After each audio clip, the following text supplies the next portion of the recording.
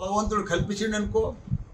ఇవాళ భారతదేశంలో world class డాక్టర్లను తయారు చేయాలన్నా మా మల్లారెడ్డి హాస్పిటలే వస్తుంది.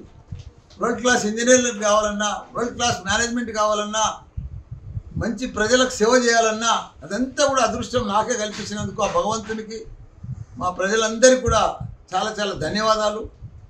దానికి తోడు ఈరోజు సంధి ఒక 5 మెడికల్ షాపులు ఓపెన్ చేస్తున్నాం. వన్ హెల్త్ అని ప్రతి ఒక్కరికి తక్కువ రేటుకు రాష్ట్ర వ్యాప్తంగా కూడా అన్ని వన్ హెల్త్ మీద మెడికల్ షాప్స్ ఓపెన్ చేసి ప్రతి ఒక్కరికి అందుబాటులో కాస్ట్ టు కాస్ట్ మందులు ఉండేటట్టు వాళ్ళందరికీ కూడా అందుబాటులో తీసుకొస్తున్నాం వన్ హెల్త్. దానికి తోడు ఒక ఫస్ట్ ఫేస్లో ఒక 50 అంబులెన్సులు కూడా 108 మాదిరిగా 50 అంబులెన్సులు వన్ హెల్త్ మీదనే అవి కూడా రిలీజ్ చేయబోతున్నాం తొందరగానే వన్ హెల్త్ మీదనే. ఎందుకంటే అందరికీ ఎక్కడ ఏ ప్రాబ్లం వచ్చినా ఆదుకునేటట్టు, సమయానికి వాళ్ళను హాస్పిటల్లో చేర్చేటట్టు ఇవన్నీ కూడా కావాలని. ఎందుకంటే భగవంతుడు మా పిల్లలను అందరినీ మంచిగా చూస్తున్నాడు, మంచిగా ఇచ్చాడు అందరికీ. మనం కూడా ప్రజలకు రిటర్న్ సేవ చేయాలి కదా.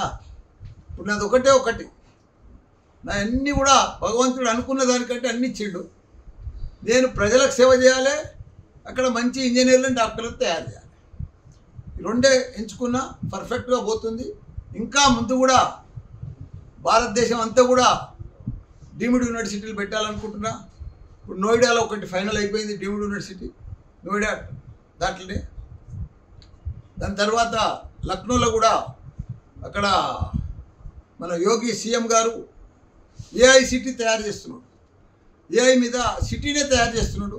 10,000 కోట్లు ఖర్చు పెడుతున్నాడు ఏఐ సిటీ కోసం. దానికి తోడు 10 లక్షల మంది యువకులను తయారు చేయాలి, ఉద్యోగానికి మల్టీనేషనల్ కంపెనీలకు తగ్గట్టు తయారు చేయాలని చెప్పి ఏఐ సిటీ కూడా తయారు చేస్తున్నాడు. మాకు కూడా పిలుపు వచ్చింది. మేము కూడా మొన్న లక్నో కూడా పోయి వచ్చినాం.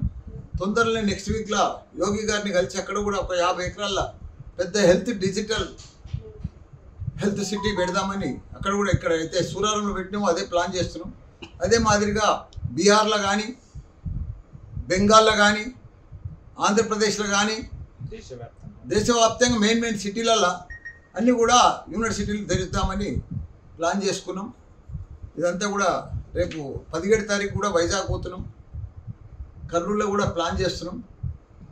ఎందుకంటే అందరికీ వైద్యం అందియాలి, మంచి విద్యను అందియాలని తపనతోటి ఇవన్నీ కూడా ఓపెన్ చేస్తున్నాం. అందరికి కూడా నమస్కారం.